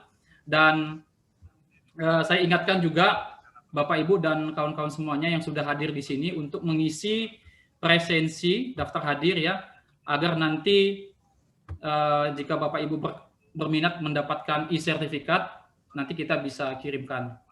Silakan Bapak Ibu untuk mengisi daftar hadir yang sudah kita cantumkan di kolom chat. Dan Pak Irman di sini sudah ada pertanyaan dari peserta, saya bacakan. Ini pertanyaan panjang sekali. Kita akan coba bacakan satu demi satu dulu ya. Ini dari ya. Saya bingung, ini ada dua nama, apakah ini Pak Lukman atau Pak Syukron ya? Ya, jadi pertanyaan begini Pak Irman ya. Apakah sistem dinamik bisa digunakan dalam ekonomi syariah? Itu pertama. Yang kedua, bagaimana langkah-langkah dalam menginput sistem dinamik ini? Hal yang terpenting dalam sistem dinamik ini apa saja? Menggunakan data sekunder atau primer? Dan terakhir, bagaimana cara kami mau belajar sistem dinamik seperti ini? Ya, ini mungkin langsung dijawab saja dulu Pak Irman sambil kita nunggu pertanyaan dari yang lain. Baik, saya coba akan jawab. Pertama di sini, apakah bisa digunakan dalam ekonomi syariah? Sangat bisa Pak, yang penting dia kuantitatif. Jadi bidang apapun, sektor apapun, untuk perencanaan, apalagi jangka panjang dan jangka pendek, serta skenario-skenario, target IKU, Renstra, dan lain-lain, ini bisa digunakan sistem dinamik selama kuantitatif. Adapun yang kualitatif bisa dikuantifikasikan. Misalnya penegakan hukum, apa penegakan hukum kita bisa kejar? Oh ternyata misalnya luas lahan atau hutan yang perlu dilindungi, berarti ada nilai luasnya yang harus dilindungi. Nah artinya kaitannya dengan perubahan karena ada pertambangan. Nah ini ada nilai kuantitatifnya, jadi bisa semua. Saya pernah berdiskusi dengan peneliti S3 kaitannya dengan bank. Saat ada kondisi seperti COVID seperti ini, ada kemungkinan nggak bank, terutama yang tidak kuat, itu akan tutup. Nah, bisa. Atau seperti dulu, berapa bank yang akan terlikuidasi? Ini bisa disimulasikan. Karena yang tahu formulanya tentu ahli di perekonomian dan perbankan. Kalau misalnya kaitannya dengan pencemaran dan erosi, nanti ada ahlinya. Kita pengembangan model ini bisa mengakomodir semua, tetap formulanya kembali ke bidang masing-masing, sehingga ekonomi syariah pun bisa nanti kita menggunakan dengan sistem dinamik. Apa yang akan disimulasikan? Oh iya, kemarin juga ada yang berdiskusi dengan saya, ekonomi syariah ini ada dua orang. Yang pertama, kaitannya dengan pesantren, berapa nilai ekonomi yang bisa dimanfaatkan dan menyerap pengangguran. Nah, mengurangi pengangguran. Karena apa? Karena ada bantuan dari perbankan syariah. Ini bisa dikembangkan. Kemudian bagaimana langkah-langkah menginput sistem dinamik? Kalau ini tidak rumit dulu, Pak. Relax saja seperti kita dengan Excel. Kita ingin menghitung rumus Y sama dengan A plus B, sudah bisa. Tapi kalau di Excel, Y ini akan dihubungkan dengan sheet sekian, kolom sekian, kemudian sheet sekian tersebut dihubungkan lagi dengan sheet lainnya, itu agak sulit kalau di Excel, harus mencari linknya. Tapi kalau di sistem dynamic, tools sistem dynamic mempermudah. Yang jauh bisa didekatkan. Jadi ini walaupun sheet 1, ini sheet 70 bisa dekat. Jadi mudah sekali. Nah, ini kelebihan dari tools sistem dynamic. Tools banyak sekali, bisa apa saja, PowerSim, Stella, Vensim. Itu cara menginputnya sederhana saja dulu seperti Excel. Dan sistem dynamic atau PowerSim salah satunya, di dalamnya kalau di Excel satu kolom, maka di dalamnya bisa diinput banyak data time series. Itu kelebihannya. Kemudian hal terpenting dalam sistem dynamic, tadi sudah kita membuat konsep cara berpikirnya, sistem thinkingnya keterkaitan. Itu dulu. Kemudian menggunakan data sekunder atau primer, tentu gampang sekali Bapak Ibu. Di sini yang utamanya tentu data sekunder karena data-data time series. Jadi tidak perlu wawancara dan lain-lain. Tapi kalau misalnya mau memperkuat, khususnya konsep dan juga kemungkinan data atau ada rencana, itu boleh ditambahkan data primer. Karena model dibangun tanpa ada wawancara, tanpa ada data pun bisa dikembangkan. Dengan data dummy pun bisa. Misalnya penduduk sekian, maka berapa jumlah sampah? Oh, kira-kira saya punya rata-rata sampah per orang. Nah, berapa kebutuhan pasir, galian pasir jika penduduk sekian? Oh, kira-kira lagi data dummy, 4 penduduk akan membangun satu rumah. Minimal dengan tipe 36. Nah, kan bisa itu. Nanti bisa ada rata-rata. Maka berapa kebutuhan pasir? Ini bisa. Walaupun dengan data dummy. Jadi tidak usah khawatir harus data primer dulu. Bangun saja dulu modelnya. Kalau Bapak ada pertanyaan juga, jika ingin belajar nanti bisa dibuka juga kita systemdynamic.org. Nanti kemarin ada dengan Pak Hanafi, kita akan kerjasama juga di APMI ini. Jika APMI juga akan bekerja sama dengan System Dynamic Center untuk mengadakan ini, kita welcome sekali. Karena kita juga sudah ada MOU dengan 8 rektor, dan tahun ini ada 4 rektor yang akan MOU untuk mengembangkan System Dynamic Center dan laboratori di kampusnya masing-masing. Nanti mudah, bisa sekali diakses. Kalau Bapak di Bali, nanti silakan bisa ada training di Universitas Udayana. Kalau Bapak di Gorontalo, kita sudah ada MOU dengan Pak Rektor di Universitas Negeri Gorontalo. Nanti mudah sekali, dan kita sudah ada MOU dengan masing-masing rektor tersebut. Kemudian di sini membuat model sistem dinamik, apakah perlu in-depth interview tadi? Ya. Sampingkan dulu, boleh. Jadi bangun dulu saja, yang penting sistem thinkingnya benar. Kalau menggunakan rujukan jurnal, itu akan lebih baik. Misalnya Bapak menggunakan rumus erosi, bagaimana? Oh, ternyata ada rumus erosi. Rumusnya adalah RKLSCP. Oh, ini dari Yusle. Maka itu dari literatur jurnal mana kita adopsi. Karena erosi ini misalnya dihitung karena bukaan kawasan tambang di wilayah hutan. Berapa erosinya? Nah, ini bisa cari jurnalnya. Itu akan lebih kuat. Tapi bangun saja, start saja. Kita coba membangun model itu untuk memancing supaya kita mau memulai. Kemudian data minimal yang dibutuhkan tadi sudah ada. Berapa data pun boleh, yang penting validasinya. Minimal, kalau minimal sebaiknya kalau saya menyarankan 5 tahun atau 5 pola. Karena kalau statistik 2 data aja regresinya linear. Kalau 3 sudah bisa kelihatan apakah naik atau turun. Tetapi agak kurang kuat lah kalau menurut saya. Kalau 5 lebih baik kelihatan polanya. Nah, ini yang gambarannya. Adakah populasi dan sampel? Tidak usah bingung-bingung, Pak. Ini bukan perhitungan survei, tetapi cukup data time series. Jadi tidak ada populasi ataupun sampel. Kemudian itu sementara yang bisa saya jawab. Ya, makasih Pak Irman. Ya, berikutnya saya mau kasih kesempatan ke Prof. Irwandi untuk memberikan tanggapan ataupun pertanyaan. Tapi sebelum itu, Saya mau bertanya dulu satu, Pak Irman, Silakan, Pak. negara apa yang sudah sangat biasa ya, yang sudah lazim dengan sistem dinamik ini dan yang biasa menjadi rujukan lah untuk sistem dinamik. Kalau sistem dinamik sudah mulai diadopsi di setiap negara, karena ada sistem dynamic society secara internasional, dan kalau yang di Indonesia kita juga sama, Asosiasi Ahli Sistem Dinamik Indonesia, bisa di search ahli-ahli kita di setiap wilayah ke provinsi. Nah, kalau yang internasional ini rata-rata sudah hampir seluruh negara sudah mulai mengadopsi walaupun baru. Tapi kalau penelitian-penelitian yang paling sering ini tentu dari negara-negara yang awalnya mengeluarkan tools. Kalau misalnya PowerSim itu di daerah Eropa. Kemudian kalau di Eropa ini Norway dan lain-lain, kemudian Inggris, Prancis ini sudah. Tetapi yang pasti sih ke ilmu manajemen dan strategi. Kalau Fansim di USA. Tapi banyak riset kok Bapak Ibu sekalian, di China sudah mulai banyak jurnal, di Jepang sudah mulai banyak jurnal sistem dinamik, dan rata-rata hampir setiap negara untuk ilmu strategi sudah mulai diterapkan. Seperti itu Pak Helmi. Ya, baik. Makasih Pak Irman. Saya kasih kesempatan ke Prof. Irwandi. Silakan Prof. Jika ingin bertanya atau menanggapi juga boleh Prof. Sebenarnya saya cuma ingin mendengarkan ya. Pertama-tama selamat ya kepada APNI yang melakukan kegiatan ini. Mudah-mudahan semuanya bisa berjalan lancar dan mencapai tujuannya. Nah, kedua, tentunya sistem dinamik ini memang sangat baik ya untuk suatu tujuan-tujuan tertentu untuk mempertajam apa yang kita inginkan dalam satu studi. Ya, jadi sekali lagi ini suatu kegiatan yang sangat positif. Mudah-mudahan bisa berlanjut, dan saya juga sekalian mohon izin ini jam 5 saya rapat lagi. Ya, jadi tadi ikut rapat RPP Undang-Undang Minerba, turunan Undang-Undang Minerba.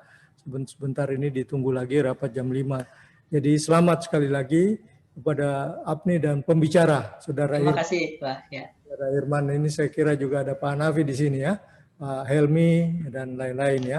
Salam hormat buat Bapak dan Ibu semua. Terima kasih. Sehat selalu, Prof. Terima kasih, Prof. Sehat selalu. Mas Helmi, mungkin sedikit, Mas Helmi. Pak Irwandi, Prof. Irwandi ini adalah staf khusus Menteri SDM, Dr. Irman. Jadi beliau memang bagian kebijakan. Sekedar informasi saja. Silakan, Mas Helmi. Mohon izin Bapak-bapak dan Ibu semua ya. Ya. Ya, baik. Silakan, Prof. Terima kasih. Terima kasih, sama-sama Prof. Terima kasih Prof. Irwandi. Di ESDM juga sebetulnya saat ini sudah mulai beberapa rekan di sana menggunakan sistem dinamik. Sudah dari, saya ingat sekali dulu 2013 ESDM request software ke PowerSim ke kita, itu sudah mulai menerapkan. Dan saat ini dari Bappenas Low Carbon Development, nah di sektor energi sudah teman-teman di ESDM sudah mulai menggunakan sistem dinamik untuk disinkronisasi dengan di Bappenas Low Carbon Development. Ini sangat menarik sekali, di ESDM sudah lama mengadopsi konsep ini. Baik, Prof. Ya. Sukses selalu. Terima kasih. Terima kasih Prof. Terima kasih Pak Irman atas jawabannya dan tanggapannya. Kita lanjut Pak Irman ke penanya berikutnya ini yang sudah menyampaikan lewat kolom chat, yaitu Saudari Nur Azifa dari Universitas Gunadarma. Pertanyaannya, apakah sistem dinamik bisa memproyeksikan terkait potensi pertumbuhan infrastruktur di Indonesia? Apakah datanya kuantitatif berupa time series, cross section, atau panel Pak? Validasinya bagaimana dan apakah pakai software PowerSim untuk validasi juga? Silakan Pak Irman. Baik, untuk proyeksi terkait pertumbuhan infrastruktur. Semua jika dia secara kuantitatif bisa. Saya pernah di PUPR, kalau infrastruktur yang pertama adalah yang tadi buku yang saya susun, sebetulnya ada beberapa buku, cuman tidak saya tampilkan. Ada buku dari saat kita menyusun dengan Badan Intelijen, jadi saya tidak publikasi. Ada buku Memperkuat Ekonomi Indonesia 2045. Nah, salah satunya dengan PUPR dulu kita meratap kota-kota di timur Indonesia. Salah satunya itu ada infrastrukturnya. sebagai contoh infrastruktur kalau di PUPR ini ada jalan, ada waduk, ada perumahan, termasuk ada TPA dan lain-lain. Daerah timur mana yang kekurangan TPA, daerah timur mana yang kekurangan infrastruktur jalan. Ini sudah kita simulasikan. Termasuk juga kajian berikutnya di infrastruktur adalah yang pernah kita kembangkan seberapa efektif dan efisien dari infrastruktur yang sudah dikembangkan selama berapa tahun terakhir. Nah, itu ada data time series-nya. Jadi saat itu dari Kementerian PUPR ada infrastruktur waduk, ada permukiman, ada jalan tol, ada TPA, ternyata mana yang paling efisien dan efektif. Artinya efisien efektif ini memberikan manfaat yang lebih besar terhadap IPM, indeks pembangunan manusia, kemudian kesejahteraan, ekonomi, dan lain-lain, infrastruktur mana. Nanti disimulasi, tentu tiap daerah nanti beda-beda. Daerah ini yang efektif dari kinerja PUPR adalah jalan misalnya, yang ini adalah perumahan dan permukiman. Nah, itu untuk yang pertama. Apakah datanya kuantitatif berupa time series? Kalau membangun model tanpa ada data tidak apa-apa. Tetapi kalau kita sudah ke kajian, tentu datanya di sini harus kuantitatif dan time series kalau sudah ke kasus. Kenapa? Karena kan kita ingin memproyeksi. Saat memproyeksi tentu akan lebih kuat. Semakin banyak data time series, semakin kuat proyeksinya. Nah, ini. Kemudian kalau data ini berupa apapun bisa sebetulnya, yang penting datanya time series. Kemudian kalau validasi, banyak sekali metode validasi. Yang terpenting adalah membandingkan dua nilai. Yang satu proyeksi kita, yang satu time series. Nah, berapa biasnya nanti tadi di bawah 10% akan lebih baik. Kalau dia kasusnya demplot atau lab, tentu 5%. Kalau kita memproyeksikan dosis kaitannya dengan efek kematian pada mencit atau kelinci, tentu 1%. Kalau validasi kembali ke bidang masing-masing. Kalau spasial biasanya 15%. Namun kalau sistem perencanaan secara umum biasanya 10%. Kalau validasi bisa menggunakan software PowerSim juga, tetapi PowerSim ini lebih baik untuk proyeksinya. Kalau validasi ini kan bisa mengadopsi beberapa metode. Metode untuk mean atau varian, absolute variation error. Bisa saja ini dari seperti apa namanya error sama dengan x kuadrat plus y kuadrat dibagi akar. Nah, itu kan rumus di statistik. Jadi kalau rumus di statistik ya kita gunakan saja SPSS atau Excel. Kenapa? Karena kita kalau di PowerSim seperti membangun rumus lagi. PowerSim ini seperti Excel, blank. Jadi kalau kita membuat rumus, bisa saja apapun rumus yang dibangun, tetapi harus kita kembangkan. Namun kalau misalnya hanya menghitung error, kita gunakan saja yang sudah ada. Tapi yang penting adalah struktur dalam membangun proyeksinya. Sementara itu, Pak Helmi. Ya, makasih Pak Irman atas jawabannya. Jadi kalau ditanya apakah bisa ya, Pak, bisa, ya, karena sudah berjalan juga ya. Baik, berikutnya ini dari Saudara Fazril. Dari Universitas Pertamina. Saya penasaran dengan contoh kasus tentang tambang tadi, bagaimana Pak cara menghubungkan keterkaitan antara variabel dalam model SFD-nya. Sedangkan yang saya ketahui, satuan yang digunakan harus dibikin seragam. Silakan Pak. Ya.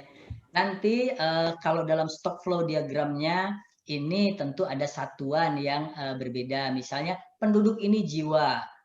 Nanti akan ada ketemu tuh. Kebutuhan rumah tentu jumlah unit, nah atau jumlah rumah.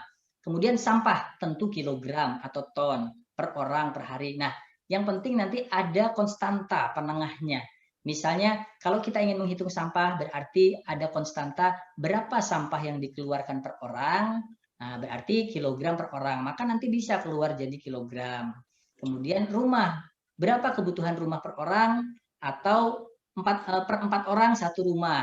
Jadi ada asumsi. Misalnya 36 meter persegi sekarang rumah terkecil untuk satu keluarga 4 orang. Maka nanti ada 4 orang per rumah. Nah, sehingga nanti keluar satuannya menjadi rumah. Karena ada orang dibagi dengan orang otomatis menjadi rumah. Jadi semua satuan tidak apa-apa berbeda, tapi untuk membantu pasti ada nilai konstanta. Menghitung apapun. Kebutuhan batu bara, kebutuhan minyak per orang, kebutuhan sawit per orang, kebutuhan beras per orang, itu nanti beda dari jiwa ke kilogram. Kemudian dari sampah, maka ada biaya pengelolaan menjadi rupiah. Nah, itu bisa juga berapa, misalnya 1 ton maka mengeluarkan biaya sekian. Nah, itu mudah sekali. Kita buat sederhana saja. Jika ada 1 ton maka biayanya sekian. Itu tinggal dikali. Jadi yang terbaik adalah formulanya sudah terbentuk dengan sederhana, kali bagi tambah kurang, tetapi kita masukkan data time series, maka dia akan running dengan otomatis. Yang ini time series, yang ini time series, maka ketemu polanya. Yang ini polanya agak lambat, ini agak cepat, maka nanti hitungan ini otomatis terlihat. Semakin lambatkah, semakin cepatkah. Jadi sangat mudah dan memang betul tadi harus dibikin seragam dalam artian nanti ada nilai penengah atau konstanta. Biasanya seperti itu untuk menemukan satuan yang akan ditentukan nantinya. Demikian. Ya, sudah terjawab ya, Saudara Fazril. Sudah sangat jelas tadi penjelasan dari Pak Irman. Ya, kita sambil menunggu pertanyaan dari peserta yang berikutnya, Pak Irman.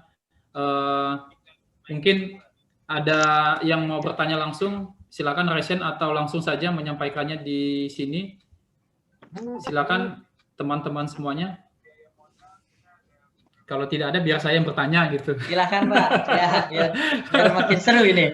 Iya, ini sesuatu saya yakin sebagian besar kita belum terlalu akrab ya dengan sistem Dinapinga ya. Jadi silakan rekan-rekan jika penasaran bisa lebih lanjut bertanya. Waktu kita masih cukup banyak di sini. Izin moderator saya komentar boleh? Silakan Pak Hanafi. Oke, terima kasih Pak Irman, moderator dan rekan-rekan sekalian. Terima kasih ya ini yang hadir juga dari berbagai ada berbagai daerah juga ya. Saya lihat ada Bengkulu, NTT segala macam. Itu satu. Yang kedua di sini juga audiensnya banyak penggang kebijakan ini Pak Irman. Di situ saya lihat ada SDM tuh kurang lebih ada 4 orang. Ada Toto nih ya, Mas Toto, ada Dedi, Mas Dedi, ada Bang Horas ya. Ada Bang Horas dan mungkin ada yang lain lagi yang saya tidak kenal ya, dari SDM semua ini. Jadi antusiasmenya cukup lumayan nih terhadap sistem dinamik ini, semoga bisa diadopsi segera. Itu yang kedua. Yang ketiga, saya ingin menanggapi terkait tadi pertanyaan skala pengalaman juga, kebetulan disertasi saya menggunakan sistem dinamik juga.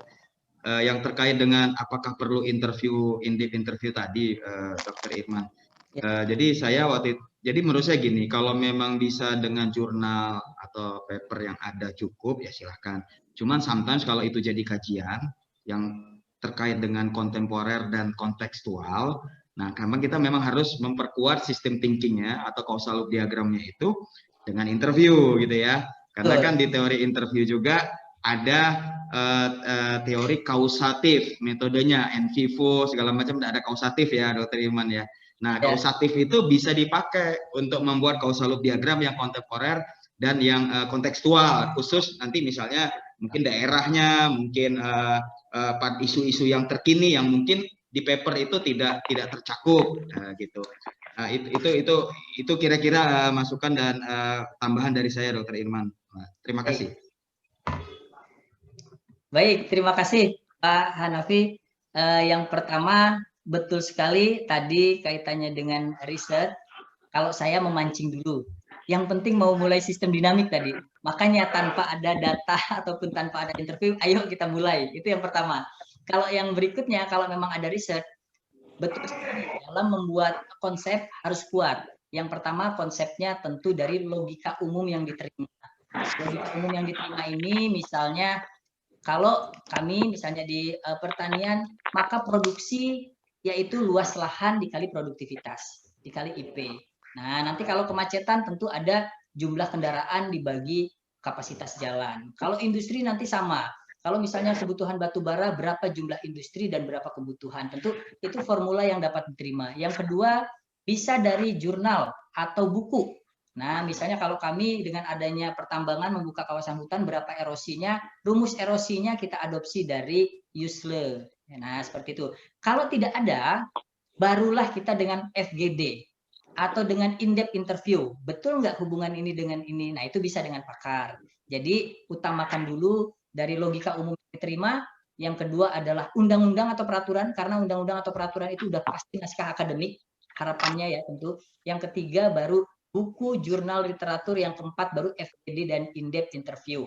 Nah, karena kalau kayak undang-undang udah pasti itu ada pakarnya, ada in-depth interview, artinya di dalamnya sudah mengakomodir FGD, in-depth interview, kalau formula-formula yang disepakati, sehingga itulah urutannya. Namun kalau belum ada sama sekali tadi seperti yang disampaikan Pak Hanafi, betul sekali, jika akan mengadopsi in-depth interview atau FGD itu silahkan. Tapi mulailah, ayo kita bangun dulu, nggak apa-apa. Tanpa ada data pun bangun dulu aja cara berpikir. Yang penting mau mulai dulu Pak Hanafi, seperti biasa. Kadang-kadang melihat rumit variabel, wah banyak sekali, akhirnya nggak jadi. Nah, kita mulai dulu yang sederhana.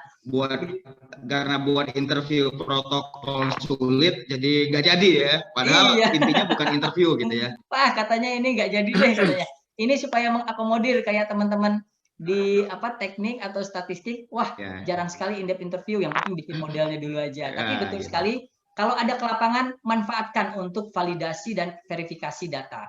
Verifikasi data dan validasi model struktur, dan juga output. Nanti boleh itu untuk mengoptimalkan peran di lapangan. Kemudian tadi juga betul, kalau konsep itu bisa dari metode lainnya, kemudian juga 80% atau sebelum 80% ada pertanyaan, Pak, boleh nggak di data kualitatif masuk? Data ordinal. Nah, itu sering ada pertanyaan.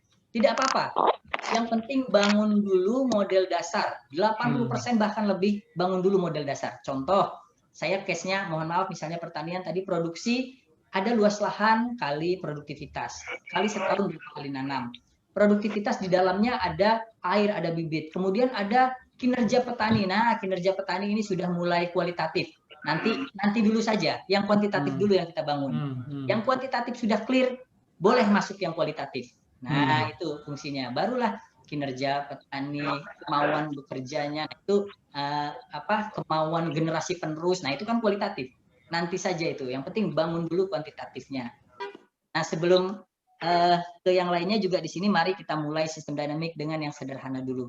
Saya juga di sini menyapa rekan-rekan. Di sini ada rekan-rekan dari PSL tadi, nanya pertama, dan juga rekan-rekan dari ASDI. Kita di Asosiasi Sistem Dinamik ini ada yang bergabung, Pak Bayu dan lain-lain, dan juga ada rekan saya Bu Tin dari ITS ini bergabung. Salam semuanya. Saya kembalikan ke moderator. Ya, boleh dengar suaranya yang tadi disapa oleh Pak Irwan. Selamat sore rekan-rekan yang tadi sudah disapa. Selamat sore, saya dari PSL IPB 2020. 2020 Pak ya. Saya ada bimbingan S3, tapi saya 2020 Pak Tatang. Oh, Pak Tatang ini DPRD. Pak Tatang, oh itu Pak Tatang DPR. Ini Pak Tatang Bapeda Sukabumi. Oh, Bapeda Sukabumi, oke. Ya, itu bimbingan saya. Kalau Pak Tatang kemarin saya hanya mengajar di kelasnya DPRD, Ketua DPR ya. Ya. Salam buat semua rekan-rekan PSL. Baik. Terima kasih, Pak. Dari tadi sering disebut kata PSL, saya penasaran tuh singkatan dari apa, Pak Irwan? Oke, PSL Program Studi Pengelolaan Sumber Daya Alam dan Lingkungan. Oke. Nah, branding di PSL ini metodenya sistem dinamik, Pak Helmi. Oke. Karena dulu saya ingat sekali, saya kan di PSL dari S2 2004. Ya. Saat 2007 mulai dibumingkan sistem dinamik. Kenapa? Kalau kebijakan pengelolaan hutan suka di ujian tertutup itu, kenapa Anda tidak masuk ke hutanan? Nah, kemudian kalau tentang kebijakan perikanan, kenapa Anda tidak masuk perikanan? Akhirnya branding PSL ini dengan metode yang mengholistikan semua. Salah satunya dengan sistem dinamik. Makanya booming di PSL dengan sistem dinamik. Salam buat semua rekan-rekan PSL. Oke. Sip, mantap. Nah, ini sudah ada pertanyaan yang masuk lagi nih, Pak Irman, dari saudari Nafi Rizka. Universitas Pertamina. Ini banyak nih dari Universitas Pertamina yang hadir ya. Dalam membuat skenario, apakah sudah direncanakan sebelum membuat model atau setelah dilakukan running model? Saya langsung jawab. Ya, silakan Pak Irwan. Mbak Nafi ya, Mbak Nafi Rizka. Baik. Nafi. Skenario kesampingkan dulu. Buat dulu model dasar secara clear sampai dia bisa memproyeksikan. Kalau sudah proyeksinya clear atau sudah di running dan sudah valid, baru kita boleh melakukan skenario. Artinya untuk apa kita lakukan skenario kalau modelnya belum valid? Nah, itu catatannya. Jadi nanti silahkan lakukan skenario, tapi direncanakan artinya modelnya sudah clear dulu. Kalau skenario apa yang diskenariokan dalam konseptual nggak apa-apa, boleh masuk duluan ke model boleh, tapi merunningnya nanti. Yang penting mengkaitkan formulanya itu sudah ada gambaran. Jadi nanti kalau konsep di sistem thinking sudah ada variabel skenario boleh, kalau memang itu hasil FGD, atau jangan-jangan skenario itu program yang sudah ada direncanakan oleh pemerintah, program yang sudah ada direncanakan oleh kementerian, boleh dimasukkan sehingga nanti buat dulu causal loop-nya, maka nanti itu sistem thinking, maka nanti modelnya dibuat tidak apa-apa, tapi jangan di running dulu. Yang penting valid dulu. Baru setelah valid kita lakukan dengan skenario. Demikian. Ya, sudah jelas ya. Sudah terjawab ya, Mbak Nafi ya. Tadi Pak Irman sudah menjelaskan sangat lugas, jelas. Nah, ada satu pertanyaan yang tadi saya terlewat ini Pak Irman. Ya. Mungkin pertanyaan ini memang sangat mendasar ya. Mungkin ditanyakan karena tadi yang bersangkutan nggak ngikutin dari awal gitu ya. Pertanyaannya sederhana, apa yang disebut sistem dinamik? Nah, ini dari saudara Iqbal Laude. Baik, saya ulang kembali. Sistem dynamic ini metodologi atau pendekatan. Sama seperti kalau yang kualitatif ada SWOT, AHP, ANP, dan lain-lain. Kalau yang kuantitatif statistik yaitu regresi. Nah, sistem dynamic, the complexity dari semuanya tetapi mudah.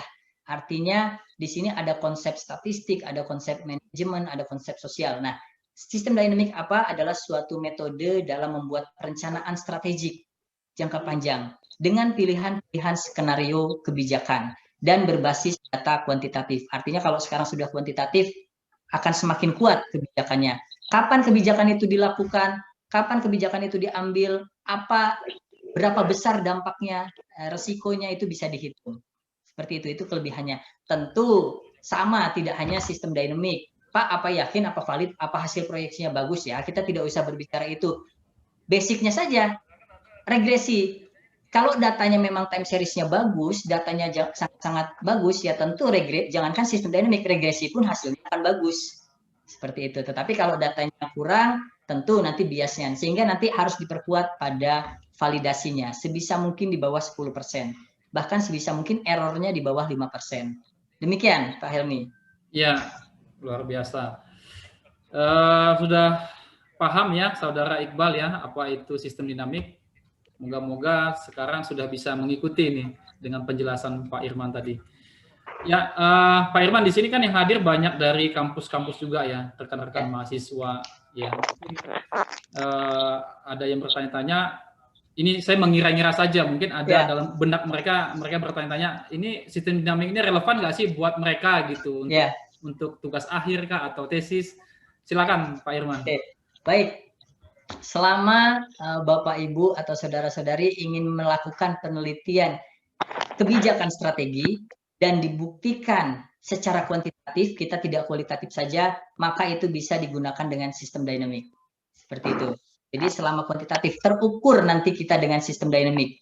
Lebih kompleks dari statistik, tapi lebih mudah dari statistik. Lebih kompleks dari manajemen strategi karena ada skenarionya, tetapi lebih mudah jika sudah dibuat keterkaitannya. Nah, ini di sistem dynamic. Jadi silakan bisa memulai dengan sistem dynamic karena di luar pun di Amerika khususnya dia sistem dynamic khususnya sistem thinking sudah mulai diterapkan di K12. K12 ini adalah kalau kita sekolah 12 tahun, berarti SMA. SMA sudah menerapkan sistem thinking. Nah, di Amerika sudah mulai menerapkan di K12. Mari kita buat sistem thinking. Jika sederhana saja sebetulnya dari SD pun bisa. Ayo, tapi digambarkan. Kemarin saya memberikan pemahaman dan pelatihan kepada sekolah keguruan supaya nanti dosen-dosen lulusan dari sekolah keguruan saat mengajarkan dia mulai baik SMP ataupun SMA pertemuan pertama kan biasanya pengenalan silabus. Nah, jadi kalau pengenalan silabus mungkin setengah jam juga habis, sedangkan dia mengisi 1 jam lebih. Dibuatlah permasalahan kelas ini. Anda apa? Oh, kurang bisa bahasa Inggris atau apa? Nanti boleh. Oh, kalau misalnya bahasa Inggris apa feedbacknya? Kemudian banyak sekali masalah-masalah yang bisa kita petakan dengan sistem thinking dan bagaimana solusinya untuk minimal untuk kelas itu. Itu untuk di K12 ke bawah. Nah, kalau kaitannya dengan penelitian, tentu S3. S3 lebih kompleks. Nah, boleh di sini ada beberapa submodel, apalagi PSL. Submodel sosial, ekonomi, lingkungan untuk keberlanjutan. Dan sebisa mungkin biasanya tidak hanya satu metode.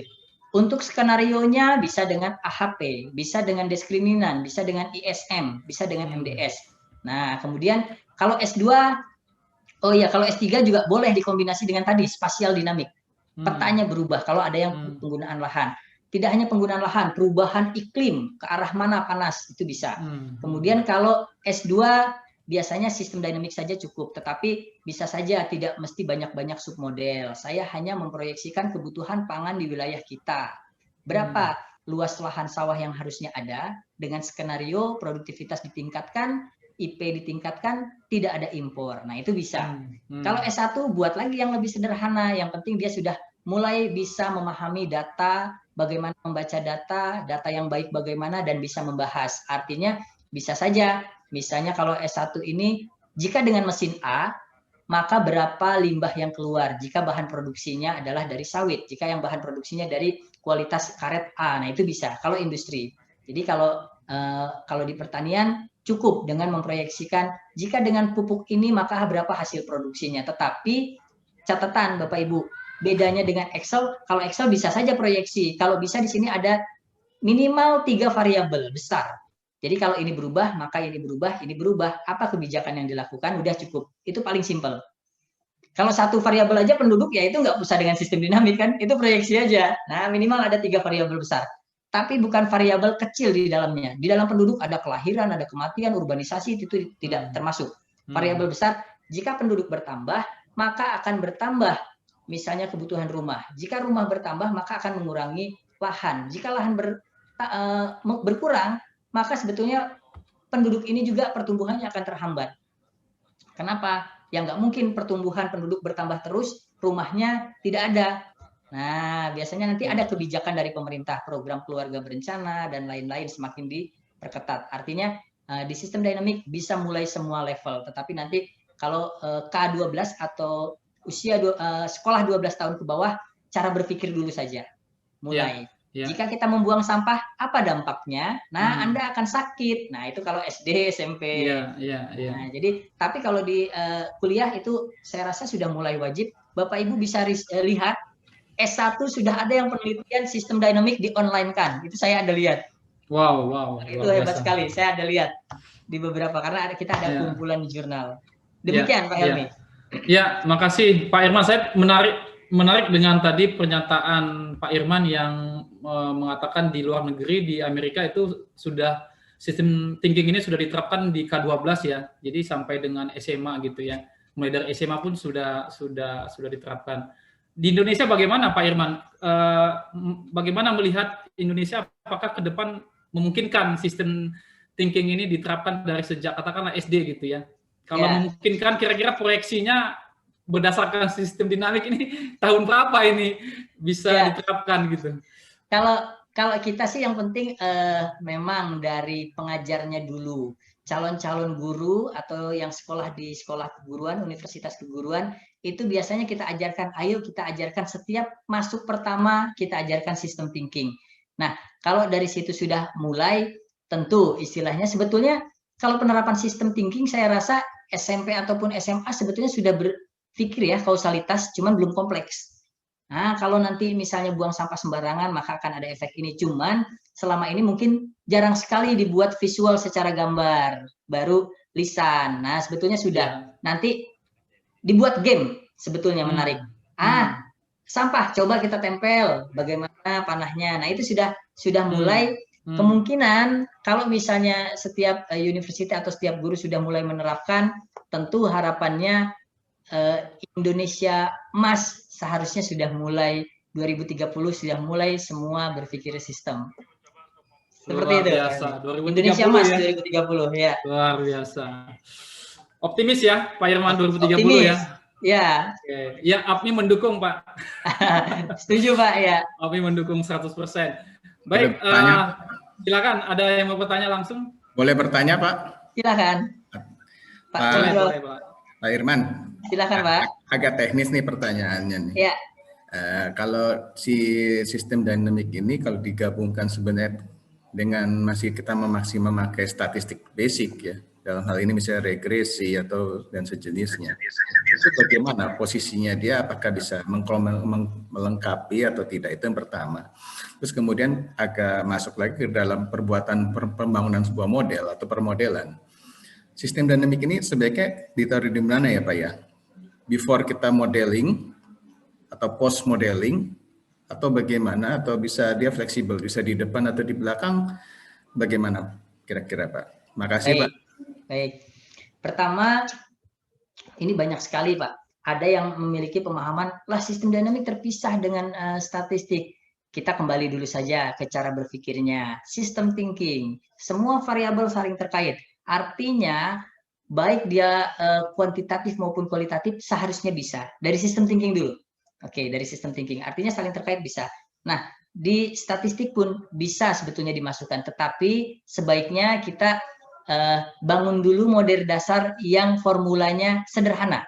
Kali bagi tambah kurang itu dulu. Jadi paling kalau misalnya proyeksi dari pendudukan Y sama dengan AX kuadrat plus BX plus C. Tetapi kalau kita penduduknya 10.000, ada kelahiran 4%, maka tinggal dikali. Nah, jika 10.000 kali 4%, maka keluar 400. Bikin lagi loopnya, 400 ini akan masuk ke penduduk. Udah sederhana. Ternyata rumusnya hanya kali. Nggak perlu X kuadrat. Kalau memang mau mencari rumusnya, baru itu dengan X kuadrat plus Y. Nah, Y sama dengan AX kuadrat plus BX. Tapi ternyata kali bagi tambah kurang. Sehingga model dasar tersebut kita bangun dulu, maka kalau ada model statistik tidak apa-apa dimasukkan. Jadi yang dasar-dasar dulu, yang tanpa ada rumus-rumus lainnya, sederhana kita sudah bangun. Kalau mau ada statistik boleh saja. Namun kalau mau rumus regresi yang kita masukkan semua, sebetulnya di sistem dinamik sama seperti di PowerSim sama seperti Excel. Terus apa bedanya dengan yang kita buat di Excel? Nah, kelebihannya nanti bisa dari statistik masuk ke dalam sistem dinamik, tapi cari loopnya dan ada runut waktu. Jadi saya pernah ini dengan teknik sipil UI S3, ada rumus dalam kecelakaan kerja pembangunan infrastruktur. Nah, faktor-faktor kan secara regresi tuh, diskriminan boleh dimasukkan, dia linear dulu. Nanti ada feedback, berapa lama waktu pembangunan? Oh, ternyata sekian tahun. Feedbacknya adalah jika ada kesiapan K3, jika ada sudah terlatih, maka kecelakaan kerjanya akan berkurang. Jadi setiap tahun harapannya semakin berkurang kecelakaan kerjanya. Nah, ini ada rumus regresinya antar variabel-variabel yang menyebabkan kecelakaan kerja. Jadi bisa Pak, rumus statistik masuk, itu yang pertama. Yang kedua, pembangunan sistem dinamik atau model ini apakah sebelum dan sesudah. Sistem dinamik dia merangkul ke semuanya dari sebelum dan sesudah. Kalau sebelum tadi konsep sistem thinkingnya itu kan post, cara berpikir sistem. Sebelum kita membuat model sudah ada sistem thinking, keterkaitan tadi antar variabel. Nah itu sebelum. Namun saat kita sudah membuat model, dibangunlah secara teknis, masuk data dan lain-lain. Barulah ada skenario. Nah sistem dinamik itu mulai dari konsep sampai skenario. Model ada di tengah-tengahnya. Jadi sistem dinamik ini rangkaian yang panjang dari konsep sampai ke skenario. Dan di dalam sistem dinamik pasti ada model formula. Itu Pak Condro. Ya, sudah terjawab. Terima kasih Pak. Condro. Terima kasih. Ya. Oke, Pak Irman dan rekan-rekan semua, kita sudah ada di penghujung acara. Sebelum kita tutup atau saya nanti ada beberapa pengumuman, kita foto bersama dulu. Mohon rekan-rekan semuanya yang masih ada di Zoom untuk mengaktifkan videonya. Panitia akan mengambil foto. Silakan Kang Fikri untuk kita foto bersama. Saya ambil fotonya untuk yang di halaman pertama dulu. 1, 2, 3. Bentar.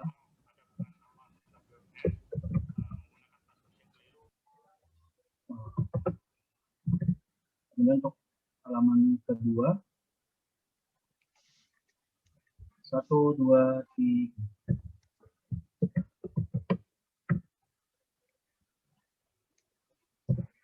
Ya, sudah. Terima kasih, Kang Fikri. Saya kembalikan ke Bang Fikri.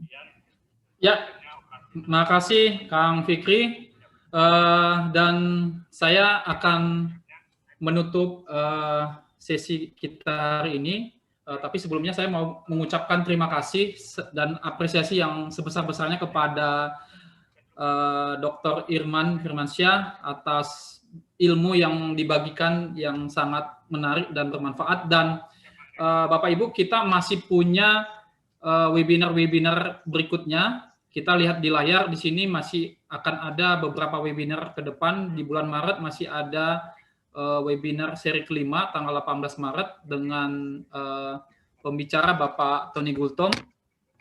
Dan kemudian di tanggal 1 April juga ada webinar seri ke-6, pembicaranya Bapak Dr. Insinyur Sutarno MT.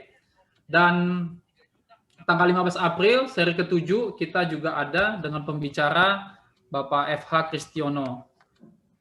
Topik-topiknya menarik-menarik semua dan bervariasi. Silakan segera daftar ya, karena ini gratis ya. Itu yang pertama. Kemudian pengumuman berikutnya juga Bapak Ibu, jumlah anggota APMI saat ini yang sudah terdaftar di kami itu adalah 477 orang ya. Jumlah ini terus bertambah ya, setiap harinya kita pantau. Mungkin dalam waktu dekat akan menembus angka 500. Silakan mendaftar, dan rekan-rekan juga bisa bergabung di FB dan juga IG-nya APMI. Panitia sudah mencantumkan nama akunnya di situ. Silakan jika berminat bergabung. Dan sebagai pengumuman terakhir juga, kami mengumumkan bahwa dalam waktu dekat nama APMI akan berganti ya menjadi Prometindo. Ini karena ada hal-hal terkait administrasi yang kami harus sesuaikan sehingga harus berganti nama. Secara ofisial kami akan umumkan dalam beberapa bulan ke depan, akan ada beberapa hal yang perlu kami proses. Tetapi ini sudah pasti ya, kita akan berganti nama, tetapi ofisialnya akan kami umumkan beberapa waktu ke depan. Baik, saya kira demikian pengumuman dari saya. Saya akan tutup webinar kita kali ini, dan sekali lagi terima kasih kepada Pak Irman. Pak Irman masih terima kasih. Ya, makasih Pak Irman ya. Semoga sehat-sehat selalu, dan juga terima kasih kepada Bapak Ibu kawan-kawan yang sudah hadir di sini. Namun saya mau kasih satu kesempatan ke Ketua APMI. Silakan jikalau Pak Boman ingin menyampaikan sesuatu. Silakan Pak Boman.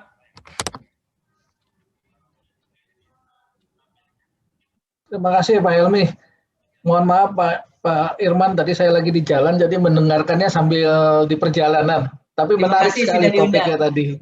Jadi kami atas nama APMI yang mungkin nanti berganti nama menjadi Prometindo, singkatannya aja yang berubah nama Bapak Ibu. Jadi tetap kita Asosiasi Profesi Metalurgi, karena ternyata nama APMI itu sudah banyak beredar. Jadi atas nama APMI Prometindo kami mengucapkan terima kasih yang sebesar-besarnya kepada Pak Dr. Irman.